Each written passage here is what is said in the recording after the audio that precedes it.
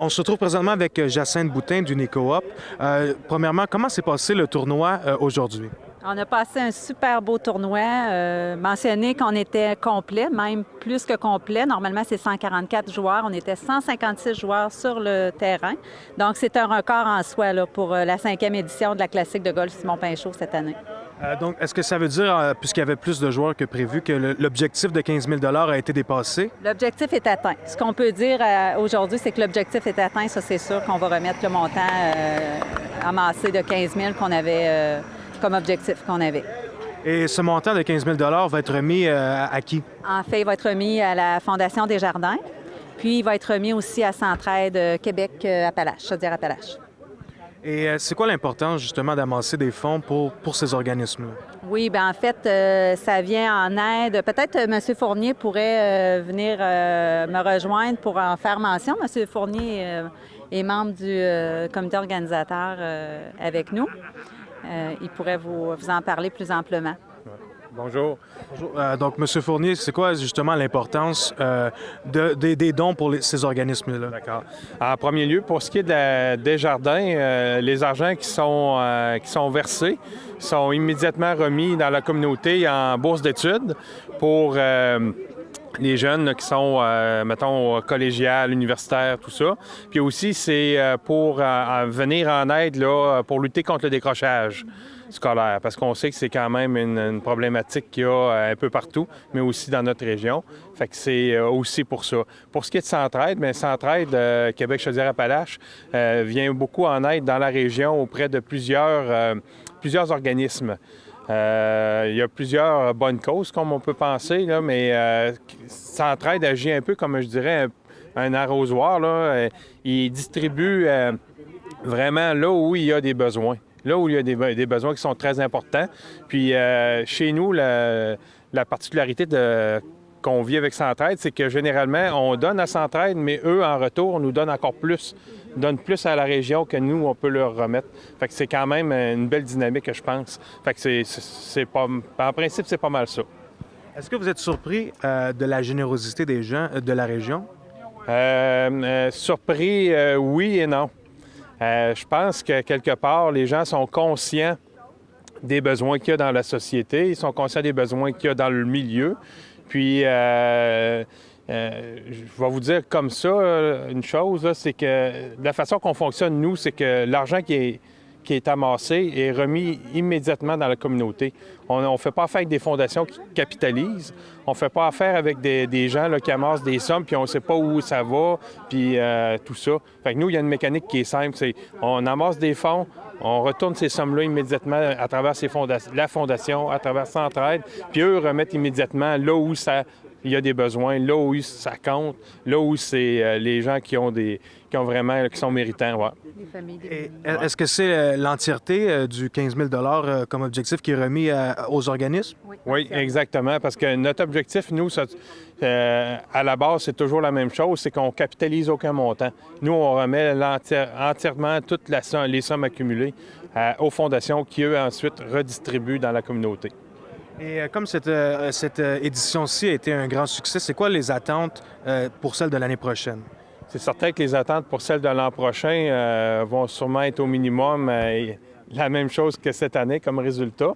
Puis on peut espérer encore plus parce que, au-delà de vous dire ça, on dit que ça fait 5 ans, mais année après année, on a eu une progression dans nos résultats.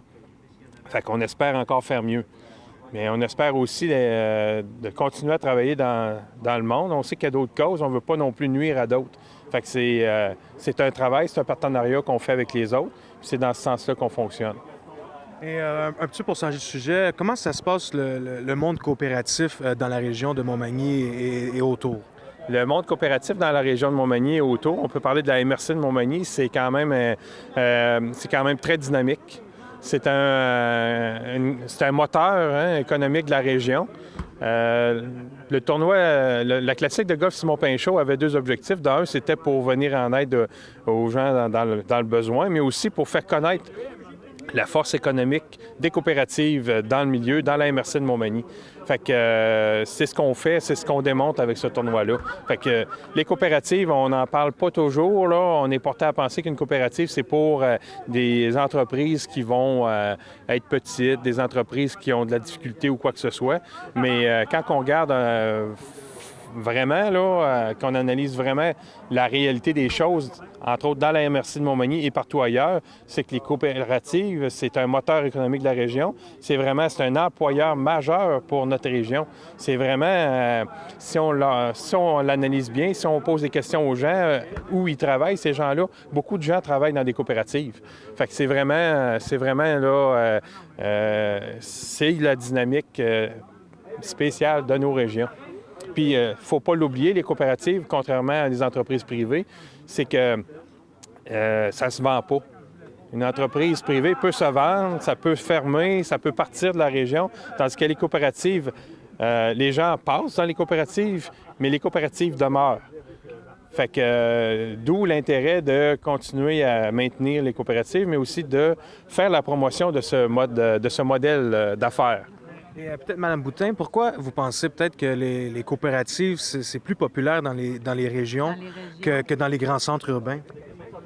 Écoutez, des gens, peut-être la passion des gens, là, moi, ce que je remarque souvent, c'est que les gens qui travaillent dans les coopératives, les gens qui utilisent les services, c'est des gens qui sont près des gens, près du monde, des gens passionnés. Moi, je pense que c'est pour ça que ça vit mieux, là. Donc, on se retrouve maintenant avec Clément Asselin, président d'honneur de l'édition 2016 du tournoi. Monsieur Asselin, tout d'abord, vos impressions de cette édition 2016 du tournoi?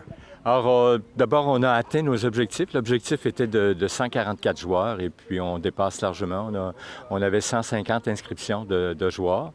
Ce qui est important de signaler, c'est que la température, il n'y a pas plu, donc c'était frais, mais on a eu une température agréable tout au long du parcours.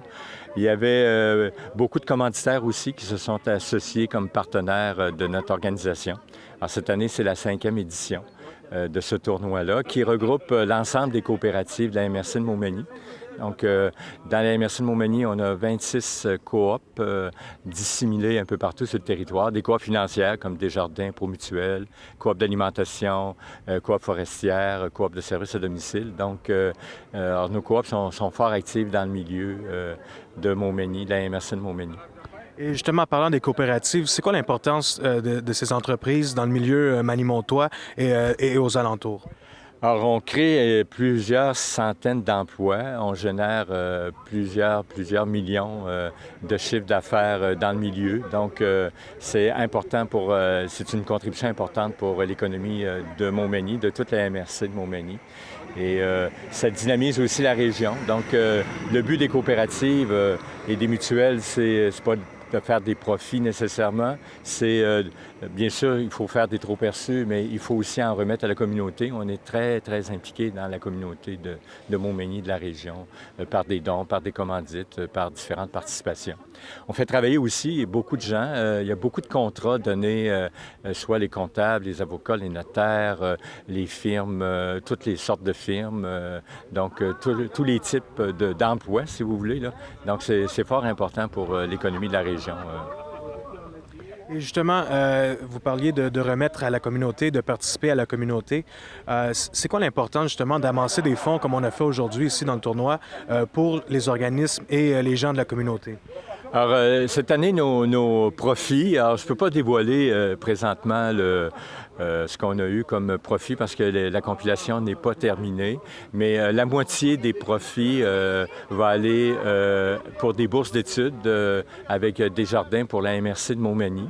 Donc, les jeunes du niveau collégial universitaire il va y avoir une partie qui va être attribuée en bourse d'études et l'autre partie va être attribuée en don à l'organisme Centraide de Québec-Chaudière-Appalaches, donc pour aider les gens dans notre milieu là, à différents projets, là. Merci beaucoup, M. Asselin. Bien, merci, puis merci beaucoup de vous être déplacé.